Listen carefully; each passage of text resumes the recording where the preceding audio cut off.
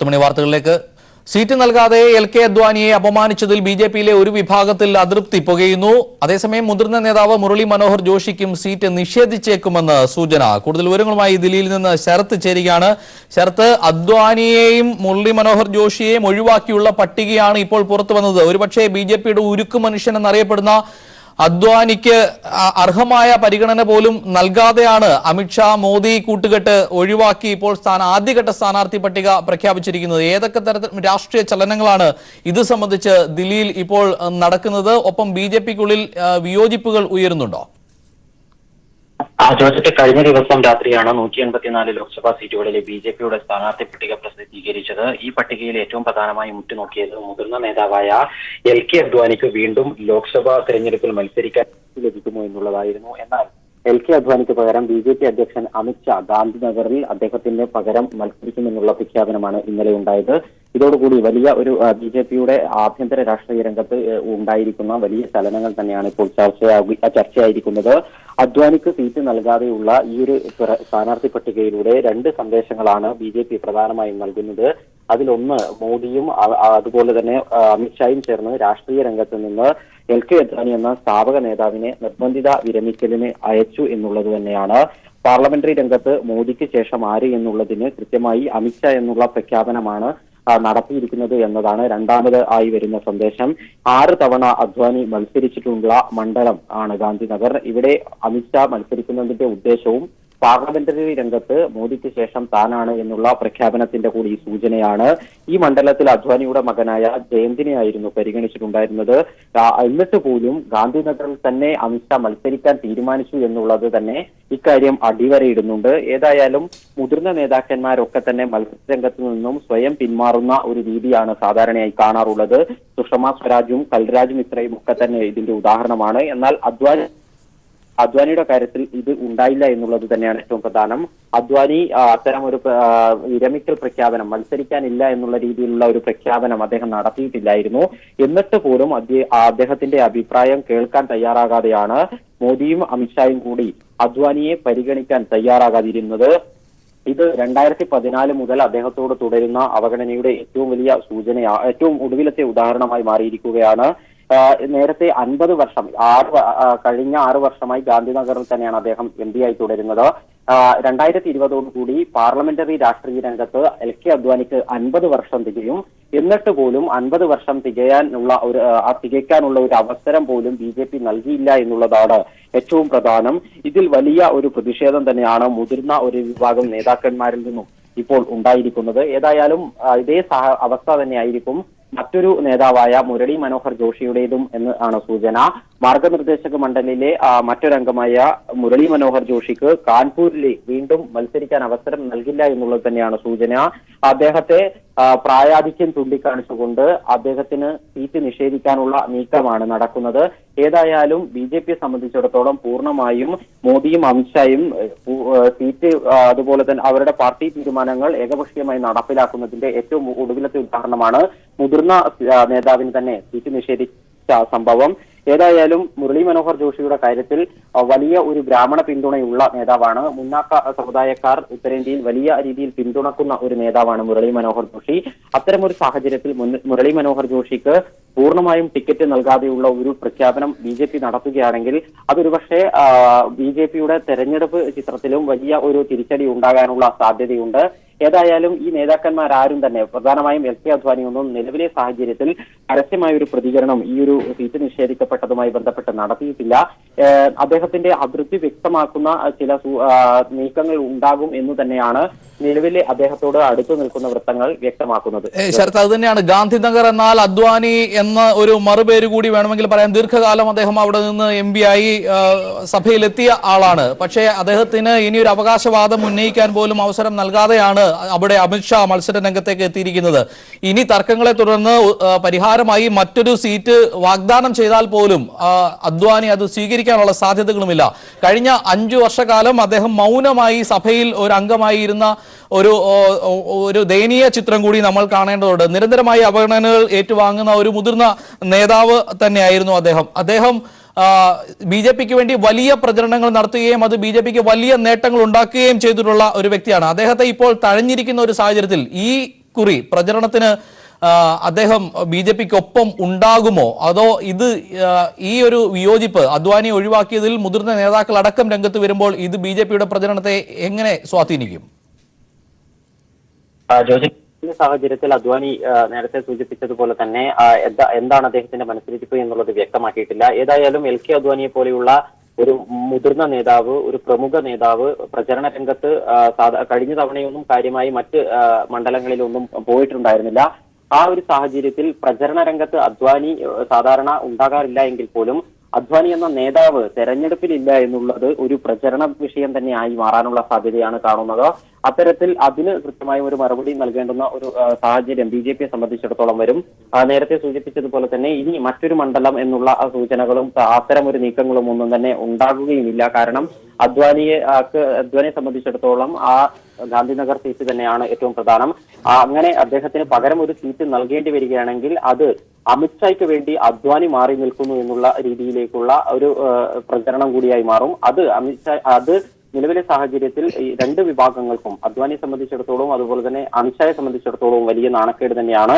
ഏതായാലും നിലവിലെ സാഹചര്യത്തിൽ ഇദ്ദേഹത്തിന്റെ തുടർ നീക്കങ്ങൾ ഇപ്പോഴും വ്യക്തമല്ല. ഏതായാലും കഴിഞ്ഞ 4-5 വർഷമായി അദ്ദേഹം നിശബ്ദമായി തന്നെ പാർട്ടിയിൽ തുടരുന്ന ഒരു സാഹചര്യമാണുള്ളത്.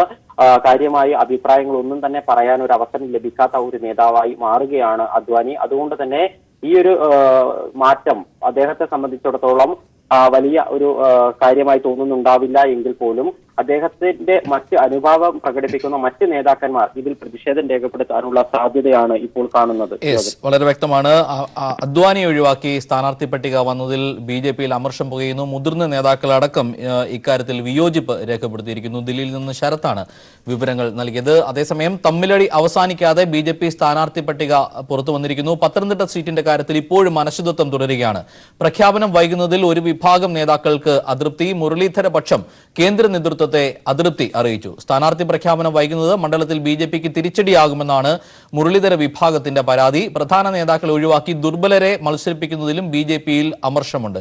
ഇപ്പോൾ വിവരങ്ങളുമായി ജീവൻ സ്റ്റുഡിയോയിൽ നിന്ന് ചേരുകയാണ്. ജീവൻ, പത്തനംതിട്ട സീറ്റിനെ ചൊല്ലി വളരെ നീണ്ട തർക്കമാണ് ഉണ്ടാകുന്നത്. ആദ്യഘട്ട സ്ഥാനാർത്ഥി പട്ടിക BJP പ്രഖ്യാപിച്ചപ്പോഴും പത്തനംതിട്ടയെ ഒഴിവാക്കി നിർത്തിയിരിക്കുന്നു. ഇപ്പോൾ വിയോജിപ്പ് രേഖപ്പെടുത്തി കേന്ദ്ര നേതൃത്വത്തെ മുരളീധര വിഭാഗം സമീപിക്കുക കൂടി ചെയ്തിരിക്കുന്നു. എന്താണ് വിവരങ്ങൾ?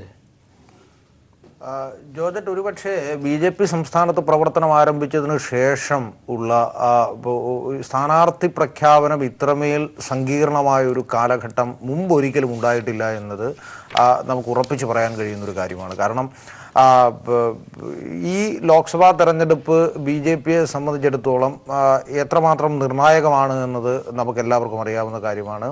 വിജയപ്രതീക്ഷ ഇല്ലാത്ത സ്ഥലങ്ങളിൽ പോലും ഒരു വോട്ട് ഷെയർ വർദ്ധിപ്പിക്കണം എന്ന നിർദ്ദേശത്തിൻ്റെ അടിസ്ഥാനത്തിലുള്ള കൃത്യമായൊരു ഗെയിം പ്ലാനോട് കൂടി ഏതാണ്ട് 2 വർഷങ്ങൾക്ക് മുമ്പ് കേരള BJP ആരംഭിച്ച തെരഞ്ഞെടുപ്പ് പ്രചരണ പ്രവർത്തനങ്ങൾ, അതിൻ്റെ ഏറ്റവും പരിസമാപ്തി എന്നത് സ്ഥാനാർത്ഥിയുടെ പ്രഖ്യാപനമാണ്.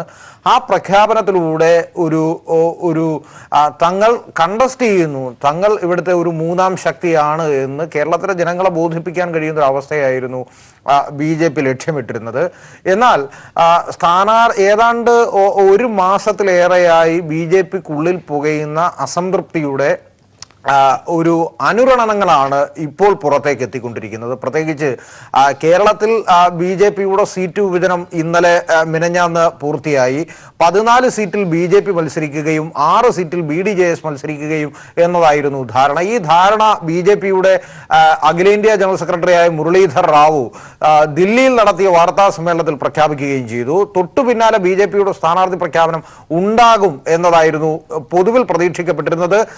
എന്നാൽ ഹോളി ആയതിനാൽ അത് ഇന്നത്തേക്ക് മാറും എന്നൊരു സൂചന ഉണ്ടായിരുന്നെങ്കിൽ പോലും BJPയുടെ മുതിർന്ന നേതാവായ JP നഡ്ഡ ഇന്നലെ BJPയുടെ 182 സ്ഥാനാർത്ഥികളുടെ, കേരളമടക്കമുള്ള 182 സ്ഥാനാർത്ഥികളുടെ പട്ടിക പുറത്തുവിട്ടതിൽ പത്തനംതിട്ട സീറ്റ് ഒഴിവായി എന്നതാണ് ഒരു പുതിയ കാലുഷ്യത്തിലേക്ക് കേരള BJPയെ കൊണ്ടുവന്ന് എത്തിച്ചിരിക്കുന്നത്. പ്രത്യേകിച്ച് RSSന്റെ പിന്തുണ ഇല്ലാത്ത K സുരേന്ദ്രൻ, അദ്ദേഹം ആദ്യം തെരഞ്ഞെടുപ്പൊക്കെ വളരെ ആരംഭിക്കുന്നതിന് മുമ്പ് തന്നെ തൃശ്ശൂർ സീറ്റ് ലക്ഷ്യമിട്ട് അവിടെ പ്രചരണ പ്രവർത്തനങ്ങൾ ആരംഭിക്കുകയും പ്രത്യേകിച്ച് അദ്ദേഹത്തിന്റെ ഗ്രൂപ്പുകാരൻ കൂടിയായ നാഗേഷ് ജില്ലാ പ്രസിഡന്റ് ആയിരിക്കുന്ന ജില്ലയാണ്.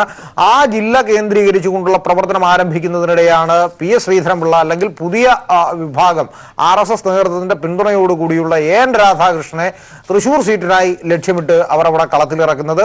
തുടർന്ന് അതിശക്തമായ തർക്കമുണ്ടായി. ഈ തർക്കം പരിഹരിക്കുന്നതിന്റെ ഭാഗമായി ഈ തർക്കം രമ്യമായി പരിഹരിക്കാൻ കഴിയില്ല എന്ന് വ്യക്തമാകുന്ന, കാരണം AN രാധാകൃഷ്ണൻ ാണ് വരുന്നതെങ്കിൽ അവിടെ ഒരു വലിയ വാരൽ അവിടെ ഉണ്ടാകും എന്നത് വളരെ ഉറപ്പായിരുന്നു. ഈ പശ്ചാത്തലത്തിൽ തർക്കമുള്ള തൃശൂർ സീറ്റ് BDJS-ന് നൽകിക്കൊണ്ട് തിരുവനന്തപുരത്തോ പത്തനംതിട്ടയിലോ K. സുരേന്ദ്രൻ മത്സരിക്കും എന്നതായിരുന്നു പൊതുവിൽ കരുതപ്പെട്ടിരുന്നത്. എന്നാൽ അപ്രതീക്ഷിത സ്ഥാനാർത്ഥിയായി മേഘാലയ ഗവർണർ സ്ഥാനം രാജിവെച്ചുകൊണ്ട് കുമ്മനം രാജശേഖരൻ എത്തിയതോടുകൂടി PS ശ്രീധരൻപിള്ളയും K. സുരേന്ദ്രനും പത്തനംതിട്ട സീറ്റിലേക്ക് നീങ്ങി. തുടർന്ന് സീറ്റ് സുരേന്ദ്രന് തന്നെ നൽകാം എന്ന തരത്തിലുള്ളൊരു ഇത് വന്നപ്പോഴാണ് സാമുദായികമായ ചില ഇക്വേഷൻസ് ഇപ്പോൾ ചേരുന്നില്ല എന്നതിൻ്റെ പേരിൽ ഇപ്പോൾ ഈ സീറ്റ് ഹോൾഡ് ചെയ്യുന്നു എന്ന് മുരളീധര പക്ഷം ഇപ്പോൾ ഒരു പരാതിയായി ഉന്നയിച്ചിരിക്കുന്നത്. പ്രത്യേകിച്ച് കഴിഞ്ഞ ദിവസം മനോഹർ പരീക്കർ മരിച്ചതിൻ്റെ പേരിൽ അനുശോചനം രേഖപ്പെടുത്തിക്കൊണ്ട് അമിത്ഷാ ഇട്ട ഫേസ്ബുക്ക് പോസ്റ്റിൻ്റെ, ട്വിറ്ററിൻ്റെയും ഫേസ്ബുക്ക് പോസ്റ്റുകളുടെയും എല്ലാം താഴെ അതിരൂക്ഷമായ വിമർശനം മുരളീധര K. സുരേന്ദ്രൻ അനുകൂലികൾ നടത്തിയിരുന്നു. ഒരുപക്ഷെ ചരിത്രത്തിൽ ഒരു ഘട്ടത്തിൽ പോലും കണ്ടിട്ടില്ലാത്ത വിധം അഖിലേന്ത്യാ അധ്യക്ഷൻ ബി ജെ പിയിലെ അണികൾ, സുരേന്ദ്രന്റെ അണികൾ വിമർശിക്കുന്ന ഒരു വളരെ പരിതാപകരമായ ഒരു കാഴ്ചയ്ക്കും കഴിഞ്ഞ ദിവസം സാക്ഷ്യം വഹിക്കേണ്ടി വന്നു. അങ്ങനെ ഗ്രൂപ്പ് പോര് അതിന്റെ ഏറ്റവും വലിയ പാരമ്യത്തിൽ നിൽക്കുന്ന ഘട്ടത്തിൽ കൂടിയാണ് കേരളത്തിലെ 5 സീറ്റുകളിലേക്കുള്ള സ്ഥാനാർത്ഥികൾ ദുർബലരാണ് എന്നൊരു ആക്ഷേപം പൊതുവിൽ ഉയർന്നു വരുന്നു. അത് കോടിയേരി ബാലകൃഷ്ണൻ അടക്കമുള്ളവർ പറയുന്നു. ആ ഘട്ടത്തിൽ BJP-യുടെ മുൻനിര നേതാക്കന്മാരിൽ ആർക്കും സീറ്റില്ല എന്നതാണ് ഇത്തവണത്തെ പ്രത്യേകത. 4 ജനറൽ സെക്രട്ടറിമാരിൽ 2 ജനറൽ സെക്രട്ടറിമാർക്ക് മാത്രമാണ് ഇപ്പോൾ സീറ്റ് ലഭിച്ചിരിക്കുന്നത്. സംസ്ഥാന അധ്യക്ഷന്മാരിൽ PK കൃഷ്ണദാസിന് സീറ്റില്ല. അതോടൊപ്പം PK കൃഷ്ണദാസിന് സീറ്റില്ല. മുതിർന്ന ജനറൽ സെക്രട്ടറിമാരിൽ ഒരാളായ MT രമേശിന് സീറ്റില്ല. K. സുരേന്ദ്രന്റെ സീറ്റ് ഇപ്പോൾ അനിശ്ചിതത്വത്തിലാണ്. ജനറൽ സെക്രട്ടറിയായ ശോഭാ സുരേന്ദ്രൻ AN രാധാകൃഷ്ണൻ മാത്രമാണ് സീറ്റ് ഉറപ്പിച്ചിട്ടുള്ളത്. സംസ്ഥാന സെക്രട്ടറിയിൽ VK സജീവൻ മാത്രമാണ് സീറ്റ് ഉറപ്പിച്ചത്. മറ്റ് സംസ്ഥാന സെക്രട്ടറിയായ JR പത്മകുമാറിന് സീറ്റില്ല.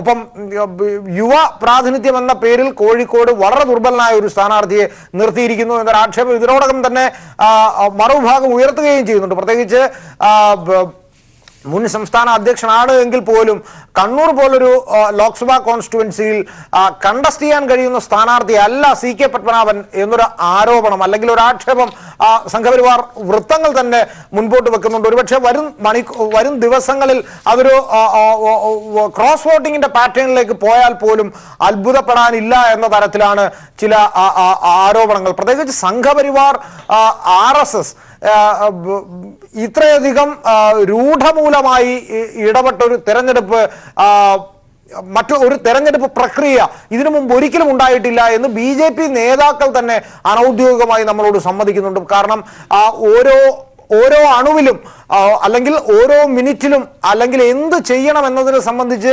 വ്യക്തമായൊരു ഗെയിം പ്ലാൻ BJP-യുടെ നേതാക്കന്മാർക്ക് സ്വതന്ത്രമായി തീരുമാനമെടുക്കാൻ കഴിയാത്തവണ്ണം വരിഞ്ഞു മുറുക്കിയുള്ള തീരുമാനമാണ് RSS എടുത്തിരിക്കുന്നത് എന്ന് BJP നേതാക്കൾ തന്നെ നമ്മളോട് അനൗദ്യോഗികമായി സമ്മതിക്കുന്നുണ്ട്. ഈ അതൃപ്തിയുടെ ഭാഗമായി കൂടിയാണ് കേരളത്തിലെ RSS-നെ ഒറ്റയ്ക്ക് വെല്ലുവിളിച്ചുകൊണ്ട് നിലനിൽക്കുന്ന V. മുരളീധരൻ നിലവിലത്തെ RSS-ന്റെ സംസ്ഥാന നേതൃനിരയെ വെല്ലുവിളിച്ചു നിൽക്കുന്ന V. മുരളീധരൻ ഇപ്പോൾ ഒരു പരാതിയുമായി അല്ലെങ്കിൽ K. സുരേന്ദ്രൻ അദ്ദേഹത്തിന്റെ ഏറ്റവും അടുത്ത അനുയായിയായ K. സുരേന്ദ്രന് വേണ്ടി ഒരു പുതിയ നീക്കം ദില്ലി കേന്ദ്രീകരിച്ച് നടത്തുന്നത്.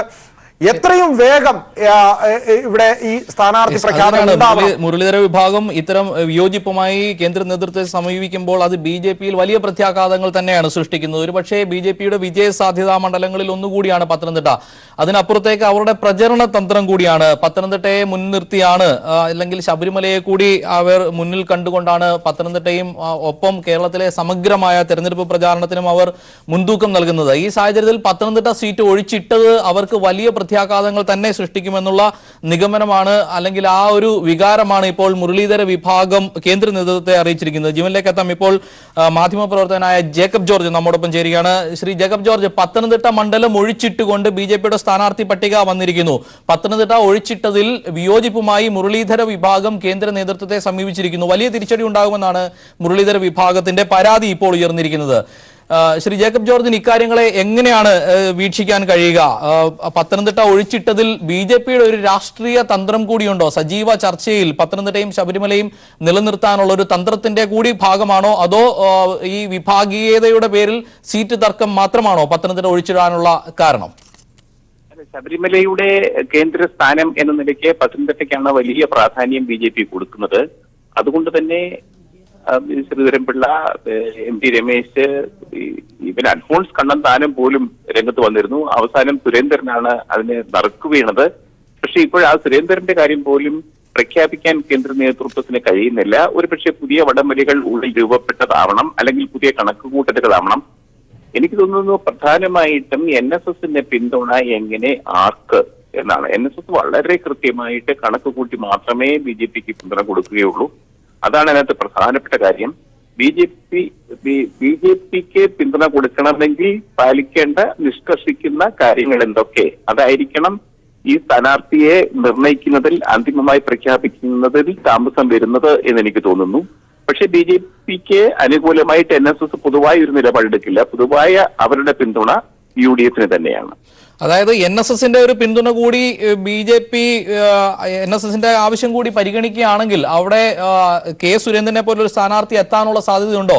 അപ്രതീക്ഷിതമായി മറ്റാരെങ്കിലും വിവിധ പേരുകൾ പറഞ്ഞു കേൾക്കുന്നുണ്ട്, അങ്ങനെ മറ്റ് ഒരു സ്ഥാനാർത്ഥി അവിടേക്ക് എത്താനുള്ള സാധ്യതയാണോ? എങ്കിൽ പോലും അവിടെ ഒരു വിജയ സാധ്യത നിലവിലുണ്ടോ? NSSന്റെ പിന്തുണ പോലും കിട്ടിയാൽ BJPക്ക് അവിടെ രണ്ടാം സ്ഥാനത്തെങ്കിലും എത്താൻ കഴിയുമോ?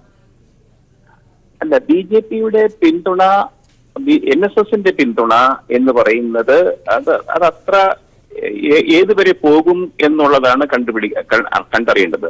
ഈ കരയോഗം വഴി വളരെ ശുഷ്കാന്തിയോടുകൂടി NSS നേതൃത്വം ഇടപെടുമോ, അല്ലെങ്കിൽ സ്ഥാനാർത്ഥി, ഇപ്പൊ ഉദാഹരണത്തിന് ഒരു ഈഴവ സമുദായക്കാരനാണ് സ്ഥാനാർത്ഥിയെങ്കിൽ നായർ സമുദായത്തിന്റെ പിന്തുണ കിട്ടാൻ അല്പം ബുദ്ധിമുട്ടാണ്. അതുപോലെ മറിച്ചും അങ്ങനെ ഒരു പ്രശ്നം അവിടെ എല്ലായിടത്തും, കേരളത്തിൽ എല്ലായിടത്തും കൊണ്ട്, ഇവിടെ പത്തനംതിട്ടയിൽ പ്രത്യേകിച്ചും. അങ്ങനെ വരുമ്പോഴേക്ക് കെ സുരേന്ദ്രനാണോ ശ്രീധരൻപിള്ളയാണോ? ശ്രീധരൻപിള്ള ആഞ്ഞു പിടിച്ചത്, ഈ സീറ്റിന് വേണ്ടി ആഞ്ഞു പിടിച്ചത് തന്നെ NSSന്റെ പിന്തുണ കിട്ടും എന്ന് വിചാരിച്ചിട്ടാണ്, അല്ലെങ്കിൽ ഒരു പരിധിവരെ ഉറപ്പാക്കിയിട്ടാണ്. അങ്ങനെ ആണെങ്കിൽ ശ്രീധരൻപിള്ളയ്ക്ക് സീറ്റ് നിഷേധിച്ചിരിക്കുന്നു എന്നതായിരുന്നു ഇന്നലത്തെ വാർത്ത. ഇന്ന് പത്രങ്ങളിൽ കാണുന്നത് സുരേന്ദ്രനാണ് സുരേന്ദ്രന് കിട്ടുന്നു, പക്ഷെങ്കിൽ അവസാനം മാറ്റിവെച്ചിരിക്കുന്നു എന്ന് തന്നെയാണ്. എന്തൊക്കെയാണെങ്കിലും ഒരു അനിശ്ചിതത്വം BJP നേതൃത്വത്തിന്റെ മുമ്പിൽ ഉണ്ട് എന്നുള്ളതാണ് സത്യാവസ്ഥ. ഈ അനിശ്ചിതത്വം ഏത് തരത്തിൽ ബാധിക്കും? ശ്രീധരൻപിള്ള പത്തനംതിട്ടയ്ക്ക് വേണ്ടി ആദ്യം വളരെ ശക്തമായി നിന്ന ആളാണ്. അദ്ദേഹം സംസ്ഥാന അധ്യക്ഷൻ കൂടിയാണ്. അത്തരം ഒരാൾക്ക് സീറ്റ് നിഷേധിക്കപ്പെട്ടാൽ എന്തുതരം പ്രത്യാഘാതമാകും BJPയുടെ പ്രചരണ രംഗത്തുണ്ടാകുക? ഒപ്പം തന്നെ സുരേന്ദ്രനെ പോലെ ഒരു താരപദവിയുള്ള ആൾ BJPക്കാരുടെ ഇടയിൽ അങ്ങനെ ഒരു ആളെ മാറ്റി നിർത്തിയാൽ അതും വലിയ പ്രത്യാഘാതങ്ങൾ തന്നെയല്ലേ BJPയിൽ സൃഷ്ടിക്കുക? മുരളീധര വിഭാഗം ചൂണ്ടിക്കാണിക്കുന്നത് പോലെ തന്നെ പ്രത്യാഘാതങ്ങൾ ഉണ്ടാകില്ലേ സംസ്ഥാന വ്യാപകമായി BJPക്ക്? അതെ, അതുണ്ട്. അതായത് ഇപ്പൊ തന്നെ സുരേന്ദ്രനെ സ്ഥാനാർത്ഥിയാക്കി കിട്ടിയില്ലെങ്കിൽ ഞങ്ങൾ പ്രവർത്തിക്കാനില്ല എന്ന് പറയുന്ന BJP പ്രവർത്തകർ സജീവമായിട്ട് അവിടെയുണ്ട്. അതായത് സുരേന്ദ്രൻ മതി ഞങ്ങൾക്ക് സ്ഥാനാർത്ഥി, അല്ലെങ്കിൽ ഞങ്ങൾ പ്രവർത്തിക്കാനില്ല എന്ന് പറയുന്നവർ. ഒരുപക്ഷെ ശ്രീധരൻപിള്ളയുടെ അനുയായികളും അങ്ങനെ ഒരു നിലപാടെടുത്തേക്കാം, ശ്രീധരൻപിള്ള ഇല്ലെങ്കിൽ ഞങ്ങളില്ല എന്നത്. അതാണ് BJPക്ക് അകത്തെ ഒരു പ്രധാന പ്രശ്നം തന്നെ. ഇങ്ങനെ ഗ്രൂപ്പുകൾക്ക് അകത്ത് ഗ്രൂപ്പുകള്, അതിന്റെ പേരിലുള്ള വഴക്കുകള്, നേതാക്കന്മാർ തമ്മിലുള്ള കുടിപ്പക, ജാതി പോരാട്ടം, ജാതി ചേരിതിരിവ്, ഇതൊക്കെയാണ് BJPയെ ഇന്ന് അലട്ടുന്ന പ്രശ്നങ്ങൾ എന്നുള്ള കാര്യത്തിൽ സംശയമില്ല. അത് ഇപ്പോ ഒരു തീരുമാനമെടുക്കാൻ പോലും വൈകുന്നത് ഇത്തരം അടിയൊഴുക്കുകൾ തന്നെയാണ് എന്ന് വേണം പറയാൻ. അതായത് വോട്ട് കച്ചവടം എന്ന ഒരു ആരോപണം നിലവിൽ ഇപ്പോൾ തന്നെ ഉണ്ട്. വടകര മണ്ഡലത്തെ വെച്ച് നോക്കിക്കഴിഞ്ഞാൽ കോലിബി സഖ്യം അതേപോലുള്ള വോട്ട് കച്ചവടത്തിന്റെ ആരോപണങ്ങൾ കൂടി നേരിടുന്ന ഒരു പശ്ചാത്തലമുണ്ട്. ഈ ഘട്ടത്തിലാണ് പത്തനംതിട്ട കൂടി വലിയ തർക്കത്തിലേക്ക് എത്തുന്നത്. ഇത് കുമ്മനം രാജശേഖരൻ അടക്കമുള്ളവർക്ക് BJPയിൽ ഉണ്ടായിരുന്ന ഒരു പ്രതീക്ഷ, BJPയുടെ ഒരു പ്രതീക്ഷ, ആ മണ്ഡലത്തിൽ വരെ ഇതിന്റെ പ്രത്യാഘാതങ്ങൾ നീളത്തില്ലേ? അതെ, അതായത് ഈ ശബരിമലയ്ക്ക് ശബരിമല ആ പ്രശ്നത്തിന് ശേഷം BJPക്ക് ഉണ്ടായിരുന്ന പ്രകടമായ ഒരു ഉണർവും ഉത്സാഹവും ഇപ്പോൾ ഇല്ല എന്നുള്ളത് വളരെ പ്രകടമാണ്. അന്ന് BJP ഇപ്പൊ ഞങ്ങൾ വരുന്നു പിടിച്ചു കെട്ടിക്കളയും എന്നുള്ള ഒരു ഭാവത്തിലായിരുന്നു. ആ രീതികളൊന്നും ഇപ്പൊ കാണാനില്ല. ആ ഉത്സാഹമൊന്നും BJP നേതാക്കന്മാരുടെ മുഖത്ത് പോലും കാണാനില്ല. അത് വലിയ വസ്തുതയാണ്. ഇപ്പോൾ കേരളത്തിൽ പട്ടിക നോക്കിയാലും ഒട്ടും പ്രതീക്ഷയില്ലാത്ത പല സ്ഥാനാർത്ഥികളും രംഗത്ത് വന്നിട്ടുണ്ട്. പലയിടത്തും പല മണ്ഡലങ്ങളിലും. അതിന്റെ അർത്ഥം കാര്യമായ ഒരു പോരാട്ടത്തിന് പോലും ഇപ്പൊ A+ സീറ്റുകൾ എന്നൊക്കെ അവര് നിർണയിച്ചിട്ടുണ്ടെങ്കിലും പത്തനംതിട്ട, തിരുവനന്തപുരം പോലെയുള്ള മണ്ഡലങ്ങളെ A+ സീറ്റുകളായിട്ട് കണക്കാക്കി കൂടുതൽ ശ്രദ്ധ കൊടുക്കാൻ വേണ്ടി. പക്ഷേ ബാക്കിയുള്ളതിനോട് ഒട്ടും ഒരു പേരും BJPക്ക് പോലും അറിയാൻ വയ്യാത്ത സ്ഥാനാർത്ഥികളുമൊക്കെയാണ് പലയിടത്തും രംഗത്ത് വന്നിരിക്കുന്നത്. അതുകൊണ്ട് തന്നെ കേരളം ഒട്ടാകെ കേന്ദ്രീകരിച്ചുകൊണ്ടുള്ള ഒരു ശക്തമായ പ്രവർത്തനം BJP ഉദ്ദേശിക്കുന്നില്ല എന്ന കാര്യവും വ്യക്തമാണ്. അതിനാൽ ഈ വളരെ നിരാശാജനകമായ ഒരു രീതിയിലാണ് BJP നേതാക്കളുടെ മുഖഭാവങ്ങളിൽ നിന്നും വാക്കുകളിൽ നിന്നും ഒക്കെ വ്യക്തമാകുന്നത്. ടോം വടക്കനെ പോലുള്ള ആളുകൾ പോലും നിരാശരായിരിക്കുന്നു. ഒരു സീറ്റ് പ്രതീക്ഷിച്ച BJPയിലേക്ക് ചെന്നിട്ട് അവർക്കും നിരാശ മാത്രമാണ് ലഭ്യമാകുന്നത്. വിജയസാധ്യത തീരെയില്ലാത്ത ആളുകളെ നിർത്തിയിരിക്കുന്നു. അതിന് LDFന്റെ ഭാഗത്തു നിന്നുള്ള ആരോപണങ്ങൾ ശരിവെക്കുന്നു എന്ന തരത്തിൽ ചില നിരീക്ഷണങ്ങൾ കൂടി വരുന്നു. BJP രണ്ട് മുന്നണികളെയും അട്ടിമറിക്കാൻ ശേഷിയുള്ളത് എന്നുള്ള പ്രചരണമൊക്കെ നടത്തുമ്പോൾ അതൊക്കെ നേതാക്കൾക്ക് തന്നെ തിരിച്ചറിയാൻ കഴിയുന്നു. കേരളത്തിൽ ഇതൊന്നും വിലപ്പോകില്ല. സ്ഥാനാർത്ഥികളെ പോലും നിശ്ചയിക്കാൻ കഴിയാത്തൊരവസ്ഥയിലേക്ക് തളർന്നു പോകുന്നു എന്ന നിലയിലാണോ കാര്യങ്ങൾ? അതാണ് സ്ഥാനാർത്ഥി പട്ടികയിൽ തന്നെ അതിന്റെ ഒരു സൂചനയുണ്ട്. നല്ല മികവുള്ള ഒരു സ്ഥാനാർത്ഥികളെ തെരഞ്ഞുപിടിച്ച് മണ്ഡലത്തിന് യോജിച്ച ഒരു സ്ഥാനാർത്ഥിയെ കണ്ടെത്താൻ മിക്ക മണ്ഡലങ്ങളിലും BJPക്ക് കഴിഞ്ഞിട്ടില്ല.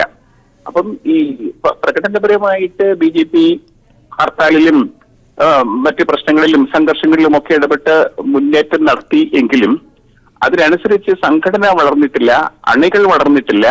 ഇപ്പോഴും ഒരു തീവ്ര ഹിന്ദുത്വത്തിനെതിരെ, ഇപ്പം കുമ്മനമൊക്കെ തീവ്ര ഹിന്ദുത്വത്തിന്റെ ആൾക്കാരാണ്. അതിനെതിരെ നിൽക്കുന്ന സോഫ്റ്റ് ഹിന്ദുത്വയും ഉണ്ട് BJPയിലും അതിന്റെ അണികളിലും. അങ്ങനെ പലതരം സംഘർഷങ്ങൾ, ഏറ്റുമുട്ടലുകൾ BJPക്ക് അകത്ത് നടക്കുന്നുണ്ട് എന്ന കാര്യവും ഓർക്കണം. അതുകൊണ്ട് തന്നെയാണ് NSS പ്രകടമായിട്ട് BJPയെ പിന്തുണയ്ക്കാതിരിക്കുന്നതിന് കാരണം തന്നെ NSSന് ഒരു തീവ്ര ഹിന്ദുത്വ എടുക്കേണ്ട കാര്യമില്ല എന്നുള്ള NSS നേതൃത്വത്തിന്റെ നിലപാട് കൊണ്ടാണ്. അപ്പോൾ പത്തനംതിട്ടയിൽ തന്നെ PJ കുര്യൻ മത്സരിക്കാൻ വലിയ താല്പര്യം പ്രകടിപ്പിച്ചു. PJ കുര്യന്റെ പ്രധാനപ്പെട്ട അദ്ദേഹത്തിന്റെ കയ്യിലുള്ള ആയുധം NSS അദ്ദേഹത്തിന് കൊടുക്കും എന്ന് പറയുന്ന സപ്പോർട്ടാണ്. PJ കുര്യനും NSSും തമ്മിൽ നല്ല ബന്ധമാണെന്നുള്ളത് ചരിത്രപരമായ വസ്തുതയാണ് എന്ന് ഓർക്കണം. അപ്പോ NSS അതുപോലെ ഉള്ള ഒരു നിലപാടായിരിക്കും സ്വീകരിക്കുക. അത് പൊതുസമൂഹത്തിന് സ്വീകാര്യമായ ഒരു നിലപാടായിരിക്കും NSS സ്വീകരിക്കുക. അതുകൊണ്ട് തന്നെ ഈ ശബരിമല വിഷയത്തിൽ ശക്തമായ ഒരു നിലപാട് എടുക്കുന്നതോടൊപ്പം തന്നെ പ്രകടമായിട്ട് അവർ UDFനെ പിന്തുണയ്ക്കുന്ന ഒരു നിലപാടായിരിക്കും സ്വീകരിക്കുക. അത് BJPക്ക് ദോഷമാവുകയും ചെയ്യും. വളരെ കൃത്യമായ നിരീക്ഷണമാണ് ജേക്കബ് ജോർജ് പങ്കുവച്ചത്. തമ്മിലടി അവസാനിക്കാതെ BJP സ്ഥാനാർത്ഥി പട്ടിക, പത്തനംതിട്ട സീറ്റിന്റെ കാര്യത്തിലാണ് അനിശ്ചിതത്വം ഇപ്പോഴും തുടരുന്നത്. പ്രഖ്യാപനം വൈകുന്നതിൽ ഒരു വിഭാഗം നേതാക്കൾ അതൃപ്തി രേഖപ്പെടുത്തി. മുരളീധര പക്ഷം കേന്ദ്ര നേതൃത്വത്തെ അതൃപ്തി അറിയിക്കുകയായിരുന്നു. സ്ഥാനാർത്ഥി പ്രഖ്യാപനം വൈകുന്നത് മണ്ഡലത്തിൽ BJPക്ക് തിരിച്ചടിയാകുമെന്നാണ് മുരളീധര വിഭാഗത്തിന്റെ പരാതി. NSSന്റെ നിലപാടുകളെ കൂടി ആശ്രയിച്ചായിരിക്കും പത്തനംതിട്ട മണ്ഡലത്തിൽ സ്ഥാനാർത്ഥിയെ നിശ്ചയിക്കുക എന്നാണ് മാധ്യമപ്രവർത്തകനും നിരീക്ഷകനും കൂടിയായ ജേക്കബ് ജോർജ് ഇപ്പോൾ പറഞ്ഞത്. മറ്റു വാർത്തകളിലേക്ക് എത്താം ഇടവേളയ്ക്ക് ശേഷം. പത്തനംതിട്ടയിൽ സ്ഥാനാർത്ഥിയെ പ്രഖ്യാപിക്കാത്തതിനെ കുറിച്ച് തനിക്ക് അറിയില്ലെന്നും ശ്രീധരൻപിള്ള. പാർട്ടി പാർലമെന്ററി ബോർഡാണ് ഇക്കാര്യത്തിൽ തീരുമാനമെടുക്കേണ്ടതെന്നും ശ്രീധരൻപിള്ള കൊച്ചിയിൽ പറഞ്ഞു. സീനിയർ മിനിസ്റ്റേഴ്സും സീനിയർ നേതാക്കന്മാരും ഒക്കെ ഉൾപ്പെടുന്ന പാർലമെന്ററി ബോർഡാണ് തീരുമാനമെടുക്കേണ്ടത്. പാർലമെന്ററി ബോർഡ് ആദ്യം ഞങ്ങൾ ലിസ്റ്റ് കൊടുത്തിരുന്നു. അതിൽ ന്യൂനപക്ഷ വിഭാഗങ്ങളിൽപ്പെട്ടവരെ പ്രധാനമന്ത്രി ഉൾപ്പെടുത്തണമെന്നൊരു നിർദ്ദേശം ഞങ്ങൾ തന്നിരുന്നു. അതനുസരിച്ചിട്ട് അവരും കൂടെ ചേർത്ത് വീണ്ടും ലിസ്റ്റ് കൊടുത്തു കഴിഞ്ഞ ശേഷം ഞാൻ അവിടുന്ന് പോകുന്നതാണ്. ഡിസ്കഷൻ കഴിഞ്ഞതാണ്. അപ്പോൾ അതിനുശേഷം അവർ അൾട്ടിമേറ്റായിട്ട് എന്താണെന്നുള്ളത് ഇപ്പം അവർ പ്രഖ്യാപിച്ച കാര്യങ്ങൾ ഞാൻ സ്വാഗതം ചെയ്യുന്നു. സംസ്ഥാനത്ത് ഇടത് തരംഗത്തിനുള്ള സാധ്യത കൂടുതലെന്ന് പ്രശസ്ത സിനിമാ നടൻ മുകേഷ് MLA. കേരളത്തിൽ വിവിധ മണ്ഡലങ്ങളിൽ ആവേശപൂർവമായ പ്രചരണമാണ് കണ്ടതെന്നും അദ്ദേഹം പറഞ്ഞു. ഇടതുമുന്നണി സ്ഥാനാർത്ഥികൾ അവരുടെ സ്ഥാനാർത്ഥി നിർണയം പൂർത്തിയാക്കി ഒന്നാം ഘട്ടത്തിലേക്ക് കടക്കുമ്പോൾ UDF അതിന്റെ ആദ്യഘട്ടം ഇതുവരെ ആരംഭിക്കാനായിട്ടില്ല, അവരും തുടങ്ങുന്നതേ ഉള്ളൂ. അതേസമയം BJPക്ക് ഇപ്പോഴും സ്ഥാനാർത്ഥി നിർണയം എങ്ങും എത്താനായിട്ടില്ല. ആ ഒരു സാഹചര്യം നമ്മുടെ കൊല്ലം MLA മുകേഷ് അദ്ദേഹം കേരളത്തിന്റെ വിവിധ മണ്ഡലങ്ങളിൽ പോവുകയും അവിടെ ഈ തെരഞ്ഞെടുപ്പ് പ്രവർത്തനങ്ങളിൽ ഏർപ്പെടുകയും ചെയ്തു. ഈ പോയ സ്ഥലങ്ങളിലൊക്കെ ഒരു ട്രെൻഡ് എങ്ങനെയാണ്, ആ ട്രെൻഡ് എങ്ങനെയാണ്? അല്ല, എല്ലാ സ്ഥലത്തും വളരെ ആവേശകരമായിട്ടുള്ള ഒരു സമീപനമാണ് സാധാരണ ജനങ്ങളിൽ നിന്നുണ്ടാവുന്നത്. അത് ഇടതുപക്ഷ പ്രവർത്തകരിൽ നിന്ന് മാത്രമല്ല, ഞാൻ ചെന്നിറങ്ങിയിട്ടുള്ള സാധാരണ ആൾക്കാർ, ഇപ്പം ഒരു സിനിമാ നടൻ എന്നുള്ള രീതിയിൽ നിന്നും അപ്പുറം പല ഒരു മാറ്റം, ഒരു വലിയൊരു ആവേശത്തിൻ്റെ മാറ്റം എനിക്ക് കാണാൻ കഴിയുന്നുണ്ട്. ഞാൻ മനസ്സിലാക്കിയിടത്തോളം ഇപ്രാവശ്യത്തെ ഇലക്ഷൻ്റെ ഒരു പ്രധാന വ്യത്യാസം എന്ന് പറയുന്നത് നിഷ്പക്ഷ മതികളായിട്ടുള്ള ഒരുപാട് പേര് ചോദ്യങ്ങൾ ചോദിക്കുകയാണ്. ഇപ്പോൾ ഇലക്ഷന് വോട്ട് ചോദിച്ച് വരുന്നവരെടുത്ത് ചോദ്യങ്ങൾ ചോദിക്കാൻ വേണ്ടി അവർ പ്രിപ്പയർ ചെയ്തിരിക്കുകയാണ്. കാര്യം കഴിഞ്ഞ മണിക്കൂറിൽ നടന്ന കാര്യം വരെ എല്ലാവർക്കും അറിയാം. അത് ആ കോൺസ്റ്റിറ്റ്യുവൻസി മാത്രമല്ല, കേരളത്തിൽ മാത്രമല്ല, ഇന്ത്യയിൽ വരെ എന്താണ്, ആരാണ് എന്തൊക്കെ പറഞ്ഞത്, 3 ദിവസം മുമ്പ് പറഞ്ഞ എന്താണ്, ഇപ്പോൾ അത് മാറ്റി പറയുന്നത് എന്താണ്, നിലപാടുകളില്ലാതെ പ്രവർത്തിക്കുന്നത് എന്താണ്, ഇങ്ങനെ ഒരു 100 ചോദ്യങ്ങൾ ഇങ്ങോട്ട് ചോദിക്കുന്ന തരത്തിൽ കാര്യങ്ങൾ എത്തപ്പെട്ടിരിക്കുന്നു. കാരണം ഇനി അങ്ങോട്ട് സമ്മതിദാന അവകാശം നിർവഹിക്കാൻ പോകുന്നവരെ പറ്റിക്കാൻ പറ്റില്ല. അവർക്ക് ഒരുപാട് ചോദ്യങ്ങൾ ഉത്തരം പറഞ്ഞെങ്കിൽ മാത്രമേ അവർ വോട്ട് ചെയ്യത്തുള്ളൂ. അതുകൊണ്ട് തന്നെ ഇടതുപക്ഷത്തിന് ഏറ്റവും വലിയ ഒരു സ്വീപ്പ് ഉണ്ടാകാനുള്ള ഒരു സാഹചര്യമാണ് ഇപ്പോൾ ഉള്ളത്. ഒരു സിനിമാ നടൻ, സാംസ്കാരിക പ്രവർത്തകൻ, അതിലുപരി രാഷ്ട്രീയ പ്രവർത്തകൻ, അദ്ദേഹം ജനപ്രതിനിധിയും. അദ്ദേഹത്തിന്റെ ഒരു അനുഭവമാണ് പങ്കുവച്ചത്. ക്യാമറമാൻ പ്രമോദ് പന്നിയോടൊപ്പം രാജ്കുമാർ. കാസർഗോഡ് ലോക്സഭാ മണ്ഡലം LDF സ്ഥാനാർത്ഥി KP സതീഷ് ചന്ദ്രന്റെ വസ്ത്രധാരണത്തിലും ഉണ്ട് തന്റേതായ പ്രത്യേകതയും ലാളിത്യവും. 4 പതിറ്റാണ്ടായി ഖദർ കൈത്തറി വസ്ത്രങ്ങൾ മാത്രം ധരിക്കുന്ന ഒരു മാതൃകാ കമ്മ്യൂണിസ്റ്റാണ് സതീഷ് ചന്ദ്രൻ. കഴിഞ്ഞ 40 വർഷമായി ഒരേ തയ്യൽക്കാരൻ തന്നെയാണ് സതീഷ് ചന്ദ്രന് ഷർട്ടുകൾ തുന്നി നൽകുന്നത്.